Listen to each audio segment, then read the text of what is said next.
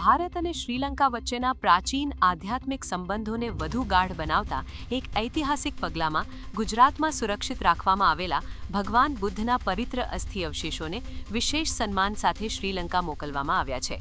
વડાપ્રધાન નરેન્દ્ર મોદીની neighbourhood first એટલે કે પડોશી પ્રથમની નીતિ અને બૌદ્ધ ધર્મના સહિયારા વારસાને પ્રોત્સાહન આપવાના ભાગરૂપે આ નિર્ણય લેવામાં આવ્યો છે.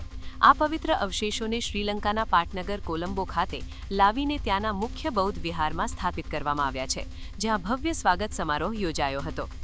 આ પવિત્ર અવશેષો આગામી એક સપ્તાહ સુધી શ્રીલંકાના વિવિધ ભાગોમાં જાહેર જનતાના દર્શનાર્થે રાખવામાં આવશે.